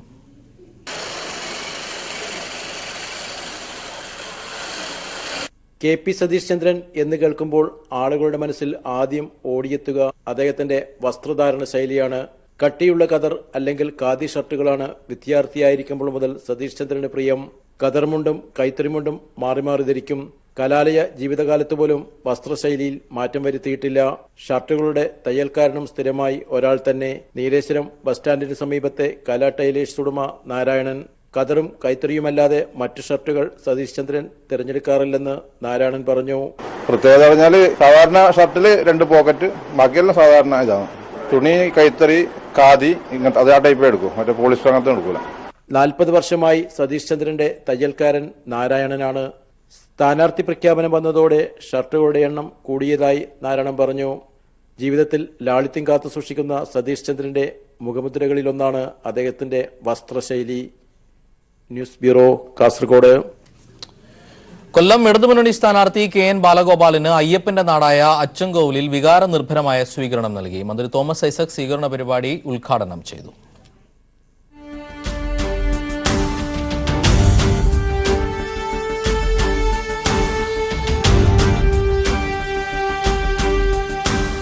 ബാലഗോപാൽ ഇടതുമുന്നണി സ്ഥാനാർത്ഥിയാണെന്ന് അറിഞ്ഞപ്പോൾ മുതൽ തുടങ്ങിയതാണ് രക്തഹാരം അണിയിക്കാനുള്ള ഈ കാത്തിരിപ്പ്. CATU തൊഴിലാളിയായ സതീഷിന്റെ മകൻ അക്കുവാണ് ആ കമ്മ്യൂണിസ്റ്റുകാരൻ. പ്രചാരണത്തിന്റെ 2ാം ഘട്ടത്തിന്റെ സ്വീകരണ പരിപാടിക്കായി അച്ചൻകോവിലിൽ എത്തിയപ്പോഴായിരുന്നു ആത്മാർത്ഥമായ ഈ അംഗീകാരം കണ്ടത്. തുടർന്ന് സ്ഥാനാർത്ഥിയെ ഇടതുപ്രവർത്തകരും നാട്ടുകാരും സ്വീകരിച്ചു. മന്ത്രി തോമസ് ഐസക് സ്വീകരണ പരിപാടി ഉദ്ഘാടനം ചെയ്തു. ഇങ്ങനെ കേരളത്തിൽ ചെയ്യണ കാര്യങ്ങളൊക്കെ ഇന്ത്യയിലും ചെയ്യണമെന്ന് പറയുന്ന സർക്കാർ, അത് പറയാൻ വേണ്ടി ബാലഗോപാൽ ജയിച്ചു. ഇതാ ഞങ്ങൾ പറയുന്നത്. തികഞ്ഞ പരിസ്ഥിതി സംരക്ഷകൻ കൂടിയായ KN ബാലഗോപാൽ പശ്ചിമഘട്ടത്തിന്റെ കൂടി അനുഗ്രഹം ഏറ്റുവാങ്ങാനാണ് മലകൾ കയറി അച്ചൻകോവിലിൽ എത്തിയത്. രാജ്കുമാർ, ന്യൂസ് ബ്യൂറോ, കൊല്ലം. ഇടവേള. കോട്ടയം മണ്ഡലത്തിലെ LDF സ്ഥാനാർത്ഥി VN വാസവൻ നടൻ മമ്മൂട്ടിയെ കാണാൻ കൊച്ചിയിലെത്തി. ലോകം അറിയപ്പെടുന്ന കലാകാരന്റെ അനുഗ്രഹം തേടിയാണ് താൻ എത്തിയതെന്ന് VN വാസവൻ പറഞ്ഞു. സ്ഥാനാർത്ഥിക്ക് മമ്മൂട്ടി എല്ലാവിധ ആശംസകളും നേർന്നു. കൊച്ചിയിലെ വസതിയിലെത്തിയാണ് കോട്ടയം മണ്ഡലത്തിലെ LDF സ്ഥാനാർത്ഥി VN വാസവൻ മലയാളത്തിന്റെ മഹാനടൻ മമ്മൂട്ടിയെ കണ്ടത്. തന്റെ ജന്മനാട് ഉൾപ്പെടുന്ന കോട്ടയം മണ്ഡലത്തെ പ്രതിനിധീകരിച്ച് മത്സരിക്കുന്ന LDF സ്ഥാനാർത്ഥിയുമായി മമ്മൂട്ടി വിശേഷങ്ങൾ പങ്കുവച്ചു. ലോകം അറിയപ്പെടുന്ന കലാകാരന്റെ അനുഗ്രഹവും ആശംസയും തേടിയാണ് താനെത്തിയതെന്ന് VN വാസവൻ. അദ്ദേഹം കോട്ടയം പാർലമെന്റ് നിയോജകമണ്ഡലത്തിലെ വോട്ടറായിട്ടാണ് അദ്ദേഹത്തിന്റെ തുടക്കം. അദ്ദേഹത്തിന്റെ ജന്മനാടും എല്ലാം കോട്ടയം പാർലമെന്റ് നിയോജകമണ്ഡലത്തിലെ വൈക്കം അസംബ്ലി മണ്ഡലത്തിലെ ചെമ്പ് പഞ്ചായത്തിലാണ്. ഞങ്ങൾ നാട്ടുകാരെന്ന രൂപത്തിൽ മറ്റൊരു ബന്ധം, മറ്റൊന്ന് ലോകം അറിയപ്പെടുന്ന അനുഗ്രഹീതനായ ഒരു കലാകാരൻ്റെ ഒരു സാമീപ്യവും അനുഗ്രഹവും ഞാൻ മനസ്സുകൊണ്ട് ധന്യനാണ്. അത് പ്രവർത്തന രംഗത്ത് ഒരു ഇന്ധനമായി തന്നെ മാറിത്തീരുന്ന കാര്യത്തിൽ സംശയമില്ല. എല്ലാ രാഷ്ട്രീയ നേതാക്കളുമായി തനിക്ക് നല്ല സൗഹൃദമാണുള്ളതെന്ന് പറഞ്ഞ മമ്മൂട്ടി VN വാസവന് എല്ലാവിധ ആശംസകളും നേർന്നു. രാഷ്ട്രീയ സൗഹൃദങ്ങൾ നമുക്ക് സാമാന്യ ഒരു സാമൂഹിക ജീവിതത്തിലുള്ളപ്പോൾ ഞാൻ പ്രവർത്തിക്കുന്ന രംഗത്ത് എല്ലാ രാഷ്ട്രീയ പ്രവർത്തകരുമായിട്ടുള്ള നമ്മുടെ ഒരു അടുപ്പവും പരിചയവും സ്നേഹമുള്ളവരൊക്കെ വരും. സ്വാഭാവികമായിട്ട് അവരുടെ ഒരു ആശംസകൾക്ക് വേണ്ടിയെങ്കിലും അവർ വരും. വളരെ സന്തോഷപൂർവ്വം നമ്മൾ അവരെ ആശംസിക്കുന്നു. കൊച്ചിയിലെ വീട്ടിൽ മമ്മൂക്കിയോടൊപ്പം അരമണിക്കൂറിലധികം ചെലവഴിച്ച ശേഷമാണ് സ്ഥാനാർത്ഥി മടങ്ങിയത്. News bureau, Kochi. പൊന്നാനിയിൽ തെരഞ്ഞെടുപ്പ് പ്രചാരണം മുറുകുന്നു. LDFന്റെ സ്വതന്ത്ര സ്ഥാനാർത്ഥി PV അൻവർ രണ്ടാം റൗണ്ട് പ്രചരണത്തിലാണ്. മണ്ഡലം നിലനിർത്താൻ UDFും പ്രചരണ രംഗത്ത് സജീവമായി. സ്ഥാനാർത്ഥി പ്രഖ്യാപനം വന്നതോടെ NDAയും പ്രചരണം ആരംഭിക്കും. പൊന്നാനി പിടിക്കാൻ PV അൻവർ എന്ന സ്വതന്ത്രനെ രംഗത്തിറക്കി കളം പിടിച്ചു കഴിഞ്ഞു LDF. ലീഗിന്റെ സിറ്റിംഗ് സീറ്റ് നിലനിർത്താൻ ET മുഹമ്മദ് ബഷീർ തന്നെയാണ് രംഗത്തുള്ളത്. ഇരുമുന്നണികളും പ്രചരണ രംഗത്ത് സജീവമാണ്. നേരത്തെ സ്ഥാനാർത്ഥിയെ പ്രഖ്യാപിച്ച LDF രണ്ടാം റൗണ്ട് പ്രചരണവുമായി ബഹുദൂരം മുന്നിലെത്തി. തീരദേശ മേഖലകളിൽ PV അൻവറിന് വലിയ സ്വീകരണമാണ് ലഭിക്കുന്നത്. മത്സ്യത്തൊഴിലാളികളുടെ പ്രശ്നങ്ങൾ LDF ഇവിടെ ചർച്ചയാക്കുന്നു. കേന്ദ്രത്തിൻ്റെ കുറേ പദ്ധതികളുണ്ട് കോൾഡ് സ്റ്റോറേജുകൾക്ക്. ഒരു കോൾഡ് സ്റ്റോറേജ് പോലും ഈ പ്രദേശത്ത് എവിടെയും, ഈ കോസ്റ്റൽ ഏരിയയിൽ എവിടെയും പണിയാനുള്ളൊരു പ്രപ്പോസലോ പ്രൊജക്റ്റോ കൊടുക്കാൻ അദ്ദേഹം തയ്യാറായിട്ടില്ല. മത്സ്യത്തൊഴിലാളികൾ പിടിച്ചുകൊണ്ടുവരുന്ന മത്സ്യത്തിന് ന്യായമായൊരു വില പോലും, അവരെ കൂലി പോലും ഒക്കില്ല. കരയിലെത്തുമ്പോഴേ അത് വിറ്റൊഴിവാക്കിയില്ലെങ്കിൽ ഇത് നശിച്ചു പോകും. സൂക്ഷിക്കാനുള്ള ഒരു സംവിധാനം ഒരുക്കി കൊടുക്കേണ്ട ഒരു ബാധ്യതയുണ്ട്. ആ ലക്ഷക്കണക്കിന് കുടുംബങ്ങളുടെ പട്ടിണിക്ക് ഉത്തരം പറയേണ്ടി വരും ഈ തെരഞ്ഞെടുപ്പിൽ. അദ്ദേഹം എന്ന കാര്യത്തിന് ഒരു തർക്കമില്ല. ലീഗ് മലപ്പുറം ജില്ലാ ട്രഷറർ മുഹമ്മദ് മൗലവിയുടെ നിര്യാണത്തെ തുടർന്ന് വ്യാഴാഴ്ച ET മുഹമ്മദ് ബഷീർ മണ്ഡല പര്യടനം ഒഴിവാക്കി. താഴെത്തട്ടിൽ നല്ല പ്രവർത്തനമാണ് നടക്കുന്നതെന്ന് ET മുഹമ്മദ് ബഷീർ പറഞ്ഞു. എൻ്റെ ആദ്യത്തെ ഇലക്ഷനേക്കാൾ വലിയ ആവേശം കാണുന്നുണ്ട്. താഴെത്തട്ടിൽ തന്നെ പ്രവർത്തകർ ഇത്രയും ഊർജ്ജസ്വലതയോട് വന്ന സമയം ഇതിനു മുമ്പ് ഉണ്ടായിട്ടില്ല. വളരെ ഹാപ്പിയാണ്. നല്ല ഭൂരിപക്ഷം. മണ്ഡലം നിലനിർത്താനും അട്ടിമറി വിജയം നേടാനും ഇരുമുന്നണികളും ആരോപണ പ്രത്യാരോപണങ്ങളുമായി പൊന്നാനിയിൽ സജീവമാണ്. പൊന്നാനിയിൽ നിന്നും AK ലതീഷ്. പൂർവ്വ വിദ്യാർത്ഥിയുടെ ഗൃഹാതുരത്വവുമായി P രാജീവ് കളമശ്ശേരി പോളിടെക്നിക് ക്യാമ്പസിൽ വോട്ടഭ്യർത്ഥനയുമായി എത്തി. തങ്ങളുടെ വഴികാട്ടിയും നേതാവുമായ രാജീവിന് ക്യാമ്പസിലെ വിദ്യാർത്ഥികൾ ഉജ്ജ്വല സ്വീകരണമാണ് നൽകിയത്. എന്ന പൊതുപ്രവർത്തകനെയും സംഘാടകനെയും വാഗ്മിയെയും രൂപപ്പെടുത്തിയ അതേ ക്യാമ്പസിലേക്ക് രാജീവ് വീണ്ടും എത്തി. 3 പതിറ്റാണ്ട് മുൻപ് വിദ്യാർത്ഥി സമരം മുന്നിൽ നിന്ന് നയിക്കുകയും യൂണിയൻ ഭാരവാഹിയായി തെരഞ്ഞെടുക്കപ്പെടുകയും ചെയ്ത കളമശ്ശേരി പോളിടെക്നിക് ഇൻസ്റ്റിറ്റ്യൂട്ടിലാണ് വീണ്ടും സ്ഥാനാർത്ഥിയായി രാജീവ് എത്തിയത്. വാദ്യമേളങ്ങളോടെയും മുദ്രാവാക്യം വിളികളോടെയും വിദ്യാർത്ഥികൾ തങ്ങളുടെ നേതാവിനെ വരവേറ്റു. തുടർന്ന് ചുരുങ്ങിയ വാക്കുകളിൽ വോട്ടഭ്യർത്ഥന. പ്രിൻസിപ്പലിനെ കണ്ട ശേഷം തന്റെ പഴയ ക്ലാസ് മുറിയിലേക്ക്. തന്നിലെ പൊതുപ്രവർത്തകനെ വളർത്തിയെടുക്കുന്നതിൽ വലിയ പങ്കാണ് ഈ ക്യാമ്പസിനുള്ളതെന്ന് രാജീവ് പറഞ്ഞു. ഞാൻ വരുന്ന കാലം സ്വകാര്യ മേഖലയിലെ പോളിടെക്നിക്കിനെതിരെയുള്ള വലിയ സമരമാണ് നടന്നിരുന്നത്. അന്ന് ഈ ക്യാമ്പസിലെ മുഴുവൻ വിദ്യാർത്ഥികളും, ഒറ്റ കുട്ടികൾ ഒഴിവാകാതെ ആൺകുട്ടികളും പെൺകുട്ടികളും എല്ലാ ദിവസവും 1 മാസത്തോളം ഞങ്ങൾ തുടർച്ചയായി സമരം ചെയ്തിരുന്നു. ആ സമരങ്ങളാണ്, ആ കാലത്തെ പ്രവർത്തനങ്ങളാണ് എന്നിലെ പൊതുപ്രവർത്തകനെ രൂപപ്പെടുത്തുന്നതിൽ പ്രധാനപ്പെട്ട പങ്കുവഹിച്ചത്. കാലങ്ങൾക്ക് ശേഷം ഈ ക്യാമ്പസിൽ മറ്റൊരു തെരഞ്ഞെടുപ്പിനെ അഭിമുഖീകരിച്ച് നിൽക്കുന്ന സന്ദർഭത്തിൽ ഇവർ നൽകുന്ന ഈ സ്വീകരണം പ്രചോദനമാണ്. അത് വല്ലാത്ത ഊർജ്ജമാണ്. പഴയ വിദ്യാർത്ഥി നേതാവിനൊപ്പം സെൽഫി എടുക്കാനുള്ള തിരക്കായിരുന്നു പിന്നീട്. തൊട്ടടുത്തുള്ള ITIയിലും സെന്റ് പോൾസ് കോളേജിലും രാജീവ് സന്ദർശനം നടത്തി. സെന്റ് പോൾസിൽ പ്രീ ഡിഗ്രി വിദ്യാർത്ഥിയായിരിക്കെ സതീർത്ഥ്യരായിരുന്നവർ രാജീവിനെ കാണാനെത്തിയിരുന്നു. ഇവിടെ നിന്നും ഹൃദ്യമായ സ്വീകരണം ഏറ്റുവാങ്ങിയ ശേഷമാണ് രാജീവ് മടങ്ങിയത്. News bureau, Kochi. ഇത്തവണ പാലക്കാട് മണ്ഡലത്തിലെ തെരഞ്ഞെടുപ്പ് പോരാട്ടത്തിന് ഒരു പ്രത്യേകതയുണ്ട്. സഹപാഠികൾ തമ്മിലുള്ള രാഷ്ട്രീയ പോരാട്ടമാണ് പാലക്കാട് മണ്ഡലത്തിൽ നടക്കുന്നത്. 3 ദശാബ്ദങ്ങൾക്ക് മുൻപ് ഒരുമിച്ച് പഠിച്ചവരാണ് LDF സ്ഥാനാർത്ഥി MP രാജേഷും UDF സ്ഥാനാർത്ഥി VK ശ്രീകണ്ഠനും. കാലഘട്ടം 1986-88. Ottapalam NSS college. Pre degree ക്ലാസ്സിൽ യുവത്വത്തിന്റെ ചുറുചുറുക്കുമായി 2 ചെറുപ്പക്കാർ. വ്യത്യസ്ത രാഷ്ട്രീയവും ആശയവും പറഞ്ഞ് പൊതുപ്രവർത്തന രംഗത്തേക്ക് കടന്നു വന്നവർ. SFI-കാരനായ MP രാജേഷും KSU-കാരനായ VK ശ്രീകണ്ഠനും അതേ ആശയവഴികൾ പിന്തുടർന്ന് ഈ പൊതുതിരഞ്ഞെടുപ്പിൽ പാലക്കാട് അവർ വീണ്ടും മുഖാമുഖം നിൽക്കുകയാണ്. സൗഹൃദമുണ്ടെങ്കിലും പോരാട്ടം വ്യത്യസ്ത രാഷ്ട്രീയ ആശയങ്ങൾ തമ്മിലാണെന്ന് ഇരുവരും. കോളേജിൽ പഠിക്കുന്ന കാലം മുതൽ പിന്നീട് രണ്ട് വഴിക്കായിരുന്നു എങ്കിലും സൗഹൃദമൊക്കെ ഉണ്ട്. ആ സൗഹൃദത്തിനൊന്നും ഒരു കൊട്ടവും വരുത്താതെ സൗഹൃദത്തിൻ്റെ എല്ലാ അന്തസ്സും മാന്യതയും കാത്തു സൂക്ഷിച്ചുകൊണ്ടുള്ള രാഷ്ട്രീയ സമരം. ഇത് വ്യക്തിപരമായിട്ടുള്ള ഏറ്റുമുട്ടലൊന്നുമല്ലല്ലോ, രാഷ്ട്രീയ സമരമാണ്. ഞങ്ങൾ കോളേജ് പഠിക്കുന്ന കാലം മുതൽ നല്ല സൗഹൃദമുള്ള ഒരു കൂട്ടത്തിലാണ്. അദ്ദേഹത്തിൻ്റെ രാഷ്ട്രീയം, എനിക്ക് എൻ്റേതായ രാഷ്ട്രീയം. ഇതൊരു രാഷ്ട്രീയ പോരാട്ടമാണ്, ഒരിക്കലും വ്യക്തിപരമായിട്ടുള്ള കാര്യമല്ല. വളരെ ചെറുപ്പം മുതലേ ഞങ്ങൾ അടുത്ത ബന്ധമാണ്. ആ സൗഹൃദം എന്നും നിലനിൽക്കും. വർഷങ്ങൾക്കിപ്പുറം MP രാജേഷ് CPIM സംസ്ഥാന കമ്മിറ്റി അംഗമായി. VK ശ്രീകണ്ഠൻ ജില്ലാ കോൺഗ്രസ് കമ്മിറ്റി പ്രസിഡന്റാണ്. രണ്ടുപേരും ഷൊർണൂർ സ്വദേശികൾ. 10 വർഷം MP ആയതിന്റെ ആത്മവിശ്വാസവുമായി MP രാജേഷ് ജനങ്ങൾക്കിടയിലേക്ക് ഇറങ്ങുമ്പോൾ പാലക്കാട് മാറ്റമുണ്ടാക്കാനാവുമെന്ന പ്രതീക്ഷയാണ് VK ശ്രീകണ്ഠനുള്ളത്. വിദ്യാഭ്യാസകാലം മുതൽ സ്വീകരിച്ച വിശ്വസിക്കുന്ന രാഷ്ട്രീയ ആശയങ്ങൾക്ക് വേണ്ടിയുള്ള പോരാട്ടമാവുമ്പോൾ സഹപാഠികൾ തമ്മിലുള്ള മത്സരത്തിന് ചൂടൊട്ടും കുറയില്ല. ക്യാമറാമാൻ മഹേഷ് പാലക്കാടിനോടൊപ്പം സിജു കണ്ണൻ. പത്തനംതിട്ട പാർലമെന്റ് മണ്ഡലത്തിലെ ഇടതുമുന്നണി സ്ഥാനാർത്ഥിയായ വീണ ജോർജിന്റെ വിജയത്തിനായി വനിതകളുടെ പിന്തുണ. ഇടതുപക്ഷ മഹിളാ സംഘടനകളുടെ നേതൃത്വത്തിൽ സംഘടിപ്പിച്ച വനിതാ പാർലമെന്റ് വനിതകളുടെ വൻ പങ്കാളിത്തം കൊണ്ട് ശ്രദ്ധേയമായി. വനിതാ പാർലമെന്റിന്റെ ഉദ്ഘാടനം ഫിഷറീസ് വകുപ്പ് മന്ത്രി ജെ മേഴ്സിക്കുട്ടിയമ്മ നിർവഹിച്ചു. പത്തനംതിട്ട തിരുവല്ലയിൽ ഇടതുപക്ഷ മഹിളാ സംഘടനകളുടെ നേതൃത്വത്തിൽ സംഘടിപ്പിച്ച വനിതാ പാർലമെന്റിൽ അത്ഭുതപ്പെടുത്തുന്ന വനിതാ സാന്നിധ്യമാണ് ഉണ്ടായത്. സംഭവിക്കാൻ പോകുന്ന ഇടതുമുന്നേറ്റത്തിന് തങ്ങളുടെ താങ്ങായുള്ള സ്ത്രീ മുന്നേറ്റം, സമൂഹത്തിൽ സമദൂരമായ ലിംഗനീതി, അത് ഇടതുപക്ഷത്തിന്റെ സംഭാവനയാണെന്ന തിരിച്ചറിവാണ് സ്ത്രീജനങ്ങളെ കൂട്ടമായി വനിതാ പാർലമെന്റിൽ എത്തിച്ചത്. സ്ത്രീക്ഷേമരംഗത്ത് സംസ്ഥാന സർക്കാർ നൽകുന്ന കരുതലിന് ഞങ്ങളുടെ പിന്തുണയെന്ന് ഈ ആൾക്കൂട്ടം തന്നെ സാക്ഷ്യപ്പെടുത്തുന്നു. അടൂരും തിരുവല്ലയിലും പത്തനംതിട്ടയിലും സംഘടിപ്പിച്ച വനിതാ പാർലമെന്റ് ഫിഷറീസ് മന്ത്രി ജെ മേഴ്സിക്കുട്ടിയമ്മ ഉദ്ഘാടനം ചെയ്തു. തിരുവല്ലയിൽ നടന്ന വനിതാ പാർലമെന്റ് ഉദ്ഘാടനം ചെയ്തുകൊണ്ട് പിണറായി സർക്കാർ നടപ്പാക്കിയ നേട്ടങ്ങൾ ഓരോന്നായി അക്കമിട്ട് നിർത്തിയപ്പോൾ സദസ്സ് ആവേശത്തിലായി. MLA എന്ന നിലയിൽ 3 വർഷം കൊണ്ട് ജനപക്ഷത്തു നിന്ന് മികച്ച പ്രവർത്തനം കാഴ്ചവെച്ച വീണ ജോർജ് പാർലമെന്റിലെത്തിയാൽ ജനങ്ങളുടെ ശബ്ദമാകുമെന്നും ജനങ്ങൾക്ക് വേണ്ടി ഒട്ടനവധി മികച്ച പ്രവർത്തനങ്ങൾ കാഴ്ചവെക്കാൻ സാധിക്കുമെന്നും മേഴ്സിക്കുട്ടിയമ്മ പറഞ്ഞത് സദസ്സ് ഹർഷാരവത്തോടെയാണ് വരവേറ്റത്. വീണ സഭയിലെ MLA ആണ്. ഞാൻ വീണയുടെ സഭയിലെ പ്രസംഗമൊക്കെ ശ്രദ്ധിക്കാറുണ്ട്. നല്ല മിടിമിടിക്കായി വിഷയങ്ങൾ കൃത്യമായി അവതരിപ്പിക്കാൻ, ചോദ്യോത്തര വേളകളിൽ ചോദ്യം ചോദിക്കുമ്പോഴും വളരെ ക്ലാരിറ്റിയോടുകൂടി താൻ എന്താണോ ഉന്നയിച്ച് മറുപടി പറയാൻ, മന്ത്രിമാരിൽ നിന്ന് മറുപടി കിട്ടാൻ ആഗ്രഹിക്കുന്നത്, ആ കൃത്യമായ ചോദ്യം ഉന്നയിക്കാൻ, കൃത്യമായ മറുപടി ലഭിക്കാൻ കഴിയുമാറ് ജനകീയ പ്രശ്നങ്ങളിൽ വളരെ ഷ്രൂഡായി ഇടപെട്ടുകൊണ്ട് ജനപക്ഷം വളരെ കൃത്യമായി ഇടപെട്ട അനുഭവമാണ് 3 വർഷക്കാലത്തെ MLA എന്ന അനുഭവം ഞങ്ങൾക്കൊക്കെ ബോധ്യപ്പെട്ടത്. തീർച്ചയായും വീണ ഇന്ത്യൻ പാർലമെന്റിൽ പോയാൽ നിങ്ങളുടെ ശബ്ദമാണ് പാർലമെന്റിൽ ഉയരാൻ പോകുന്നത്. തിരുവല്ല മുനിസിപ്പൽ സ്റ്റേഡിയത്തിൽ നടന്ന പരിപാടിയിൽ അഡ്വക്കേറ്റ് വിജി നയനാൻ അധ്യക്ഷയായി. Convener Susheela Mani, Mathew T Thomas MLA, തെരഞ്ഞെടുപ്പ് committee convener advocate R Sanalkumar തുടങ്ങിയവരും സന്നിഹിതരായിരുന്നു.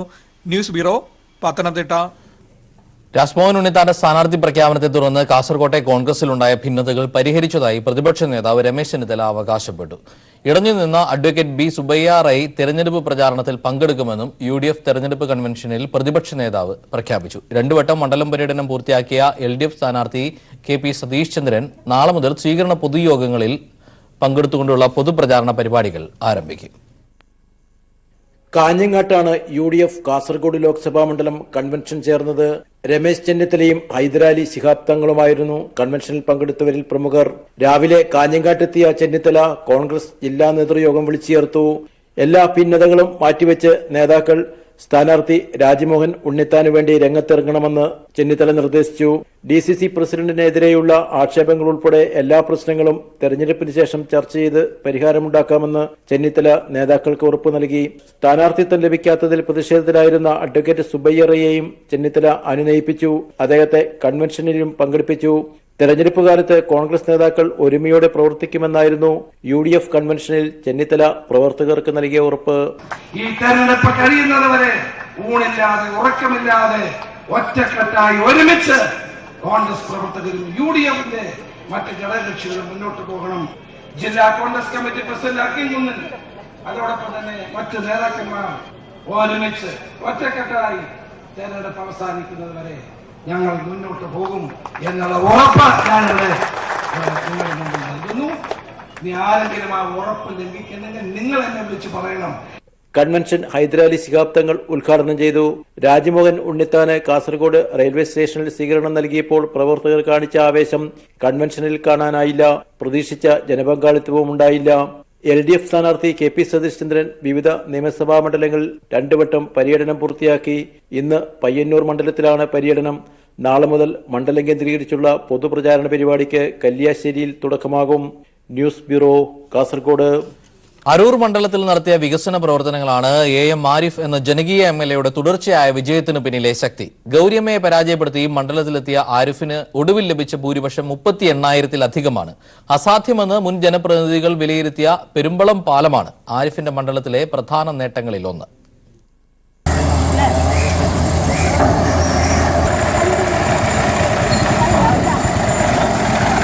കേരളത്തിലെ ഏറ്റവും അധികം ജനവാസമുള്ള ദ്വീപാണ് പെരുമ്പളം ദ്വീപ്. 12,000-ലധികം ജനങ്ങളാണ് വെള്ളത്താൽ ചുറ്റപ്പെട്ട ഈ ദ്വീപിലുള്ളത്. ജലയാനങ്ങളെ മാത്രം ആശ്രയിച്ചു കഴിയുന്ന ദ്വീപവാസികളുടെ ചിരകാല സ്വപ്നമായിരുന്നു ദ്വീപിനെ കരയുമായി ബന്ധിപ്പിക്കുന്ന ഒരു പാലം. ഇന്ന് ജങ്കാറിലും ബോട്ടുകളിലും ചെറുവള്ളങ്ങളിലുമൊക്കെയാണ് ദ്വീപവാസികൾ പുറംലോകത്തെത്തുന്നത്. ഇതിന് ബദലായാണ് പാലമെന്ന ആവശ്യവുമായി ദ്വീപവാസികൾ MLA സമീപിച്ചത്. അരൂർ MLA AM ആരിഫാണ് നാട്ടുകാരുടെ ഈ സ്വപ്നം യാഥാർത്ഥ്യമാക്കാമെന്ന് ഉറപ്പു നൽകി തുടർ നടപടികൾ ആരംഭിച്ചത്. പെരുമ്പളം നിവാസികൾ ദ്വീപിൽ അകപ്പെട്ടിരിക്കുന്നവരാണ്. ആകെ ബോട്ടും ചെങ്കാറും മാത്രമേ ഉള്ള ആശ്രയം. അത് എപ്പോൾ വേണേലും പണി മുടക്കാം. അപ്പോഴൊക്കെ അവർ അകപ്പെട്ടിരിക്കുകയാണ്. കല്യാണത്തിന് പോകാൻ പറ്റത്തില്ല, ഇന്റർവ്യൂവിന് പോകാൻ പറ്റത്തില്ല. പലപ്പോഴും അവർ അകപ്പെട്ടു പോകും. അസുഖം വന്നാൽ അവർ ആകെ പ്രയാസത്തിൽ നേരിടും. ഈ സന്ദർഭത്തിൽ അവരെ സംബന്ധിച്ചിടത്തോളം അവരുടെ ജീവിത സ്വപ്നമാണ്. ആ സ്വപ്നം യാഥാർത്ഥ്യമാക്കി കൊടുക്കുകയാണ് ഞാൻ. 100 കോടിയിലധികം രൂപ ഇതിനായി ടെൻഡർ ചെയ്തു കഴിഞ്ഞു. കിഫ്ബിക്കാണ് നിർമ്മാണ ചുമതല. 3 വർഷം കൊണ്ട് നിർമ്മാണം പൂർത്തിയാക്കും. 1110 മീറ്റർ നീളത്തിൽ വടുതല ജെട്ടി മുതൽ പെരുമ്പളം നോർത്ത് ജെട്ടി വരെ 1.5 മീറ്റർ നടപ്പാത ഉൾപ്പെടെ വേമ്പനാട് കായലിന് കുറുകെയുള്ള ഏറ്റവും വലിയ പാലം. 2016-17 വർഷത്തെ ബജറ്റിൽ വകയിരുത്തിയാണ് ആരിഫ് പെരുമ്പളംകാരുടെ പാലമെന്ന സ്വപ്നം യാഥാർത്ഥ്യമാക്കുന്നത്. 3.5 കിലോമീറ്റർ നീളവും 1.5 കിലോമീറ്റർ വീതിയുമുള്ള കേരളത്തിലെ ഏറ്റവും മനോഹരമായ ദ്വീപാണിവിടം. മത്സ്യത്തൊഴിലാളികളും കയർ തൊഴിലാളികളും മാത്രമുണ്ടായിരുന്ന ഈ ദ്വീപ് ഇന്ന് വികസനത്തിന്റെ പാതയിലാണ്. വിദേശ വിനോദസഞ്ചാരികൾ ഏറെ ഇഷ്ടപ്പെടുന്ന പ്രദേശം കൂടിയാണിവിടം. പാലം യാഥാർത്ഥ്യമാകുന്നതോടെ ഈ ഗ്രാമത്തിലെ ടൂറിസം സാധ്യതകളാണ് ഇനി വികസിക്കുക. അരൂർ മണ്ഡലത്തിലെ വികസന പ്രവർത്തനങ്ങൾക്ക് അടിത്തറ പാകിയ ജനനായകൻ എന്ന തിരിച്ചറിവാണ് അരൂരിലെ ജനങ്ങൾ ഓരോ തവണയും കൂടുതൽ വോട്ടുകൾ നൽകി ആരിഫിന്റെ വിജയത്തിന് കളമൊരുക്കിയത്. ഇത്തരത്തിലൊരു ജനനായകനെയാണ് ആലപ്പുഴ പാർലമെന്റിലേക്കും ആവശ്യം. ക്യാമറാമാൻ രാജീവ് കണ്ണാടിക്കൊപ്പം ഷാജഹാൻ. തെരഞ്ഞെടുപ്പ് കാലത്ത് രാഷ്ട്രീയ ചരിത്രബോധം പുതുതലമുറയ്ക്ക് പകരാൻ പുസ്തക പ്രദർശനം സംഘടിപ്പിക്കുകയാണ് Malabar Christian college journalism club. പ്രധാനമന്ത്രിമാർ, മുഖ്യമന്ത്രിമാർ, പ്രധാന രാഷ്ട്രീയ നേതാക്കൾ എന്നിവരുടെ ജീവിതകഥകളുടെ പുസ്തകങ്ങളാണ് പ്രദർശനത്തിൽ. വിദ്യാർത്ഥികൾക്ക് പുതിയ അറിവും അനുഭവവും പകരുന്നതാണ് പ്രദർശനം. രാഷ്ട്രത്തെ സംബന്ധിക്കുന്നതാണ് രാഷ്ട്രീയം. കേട്ടറിവുകളല്ല, മറിച്ച് ഇന്ത്യൻ രാഷ്ട്രീയം നടന്നു തീർത്ത ഒട്ടേറെ വഴികൾ അറിഞ്ഞു മുന്നേറുന്നവരാവണം വിദ്യാർത്ഥികൾ. അത്തരമൊരു ചിന്താഗതിയിൽ നിന്നാണ് കോഴിക്കോട് മലബാർ ക്രിസ്ത്യൻ കോളേജിൽ ജേർണലിസം ക്ലബ് നേതാക്കളുടെ ഗാലറി ഇന്ത്യൻ രാഷ്ട്രീയ നേതാക്കന്മാരെ കുറിച്ച് മാത്രമുള്ള പുസ്തകങ്ങളുടെ പ്രദർശനം തെരഞ്ഞെടുപ്പ് കാലത്ത് സംഘടിപ്പിക്കുന്നത്. രാഷ്ട്രീയ പാർട്ടികളെയും പാർട്ടികൾക്ക് നേതൃത്വം നൽകിയ വ്യക്തിത്വങ്ങളെയും ആഴത്തിൽ മനസ്സിലാക്കാനും നിർണായക ഘട്ടങ്ങളിൽ അവരുടെ എന്തുകൊണ്ട് ചില തീരുമാനങ്ങൾ എടുത്തു, ആ തീരുമാനങ്ങൾ രാജ്യത്തെ അല്ലെങ്കിൽ സംസ്ഥാനങ്ങൾ എങ്ങനെ ബാധിച്ചു എന്നതിലേക്കുള്ള ഒരു അന്വേഷണം ഉണ്ടാക്കുക എന്നതാണ് ഈ പ്രദർശനത്തിന്റെ ഉദ്ദേശം. ഇന്ദർ മൽഹോത്ര രചിച്ച Indira Gandhi, IK Gujral, matters of discretion autobiography, Rajiv Gandhi and assessment, Shashi തരൂരിന്റെ the paradoxical prime minister, EMS ആത്മകഥ, AK ഗോപാലൻ ജീവിതകഥ, സുലൈമാൻ സേഠ് ഒരു ഇന്ത്യൻ വീരഗാഥ, R ശങ്കർ യുഗസ്രഷ്ടാവ്, Madhavrao Scindia Karunanidhi, letters for a nation Jawaharlal Nehru, MGR Jayalalithaa, Pinarayi Vijayan, CH Muhammad Koya, VS Achuthanandan തുടങ്ങി ഇന്ത്യൻ രാഷ്ട്രീയത്തിലെയും കേരള രാഷ്ട്രീയത്തിലെയും മുഴുവൻ ആളുകളുടെയും ജീവിതകഥകളും അനുഭവങ്ങളും അടങ്ങുന്ന പുസ്തകങ്ങളാണ് പ്രദർശിപ്പിച്ചിരിക്കുന്നത്. മുഖപുസ്തകങ്ങളിലെ വാക്ക് തർക്കങ്ങളല്ല, മറിച്ച് ഒരു രാഷ്ട്രത്തെ സംബന്ധിച്ച എല്ലാ അറിവുകളും പ്രദാനം ചെയ്യുന്ന ചരിത്ര പുസ്തകങ്ങളും അറിവുകളുമാണ് പുതുതലമുറയ്ക്ക് അനിവാര്യം. ഇത് കൃത്യമായും ബോധ്യപ്പെടുത്തുകയാണ് മലബാർ ക്രിസ്ത്യൻ കോളേജിലെ ഈ എക്സിബിഷൻ. മലബാർ ക്രിസ്ത്യൻ കോളേജിൽ നിന്നും ക്യാമറമാൻ ഫിറോഷ് കൂട്ടാലിയുടെക്കൊപ്പം PV ജോഷില. ബ്രെക്സിറ്റിൽ ബ്രിട്ടീഷ് പ്രധാനമന്ത്രി തെരേസ മെയ്ക്ക് ആശ്വാസം. ബ്രെക്സിറ്റ് കരാർ അടുത്ത ആഴ്ച പാർലമെന്റ് നീട്ടി നൽകിയേക്കും. നേരത്തെ തെരേസ മേ മുന്നോട്ട് വെച്ച 2 കരാറുകളും പാർലമെന്റ് തള്ളിക്കളഞ്ഞിരുന്നു. ബ്രെക്സിറ്റ് തീയതി ജൂൺ 30 വരെ നീട്ടണമെന്നാവശ്യപ്പെട്ട് ബ്രിട്ടീഷ് പ്രധാനമന്ത്രി തെരേസ മേ യൂറോപ്യൻ യൂണിയനെ കത്തയച്ചിരുന്നു. വിടുതൽ കരാറിന് എംപിമാരുടെ പിന്തുണ നേടാൻ കൂടുതൽ സമയം വേണമെന്നാണ് കത്തിൽ ആവശ്യപ്പെടുകയും ചെയ്തത്. ഇതിന് പിന്നാലെയാണ് ബ്രെക്സിറ്റിൽ തെരേസ മേയ്ക്ക് ആശ്വാസമാകുന്ന രീതിയിൽ കാര്യങ്ങൾ നീങ്ങിയത്. ബ്രെക്സിറ്റ് കരാർ അടുത്തയാഴ്ച ബ്രിട്ടീഷ് പാർലമെന്റ് അംഗീകരിച്ചേക്കും. ബ്രിട്ടൻ യൂറോപ്യൻ യൂണിയൻ വിടുന്നതിനായുള്ള തീയതി മാർച്ച് 29 നിന്ന് നീട്ടി നൽകുകയും ചെയ്തിട്ടുണ്ട്. ബില്ലിൽ സമവായം കണ്ടെത്തുകയാണെങ്കിൽ ബ്രിട്ടന് ഏപ്രിൽ 22 വരെ തുടരാം. അല്ലാത്തപക്ഷം ഏപ്രിൽ 12 വരെയായിരിക്കും കാലാവധി. നേരത്തെ തെരേസ മേ മുന്നോട്ട് വെച്ച 2 കരാറുകളും പാർലമെന്റ് തള്ളിക്കളഞ്ഞിരുന്നു. അതേസമയം തെരേസ മേയ്ക്കെതിരെ കടുത്ത ആരോപണങ്ങളാണ് പ്രതിപക്ഷം ഓരോ ദിവസം ഉയർത്തി രംഗത്തെത്തുന്നത്. News desk.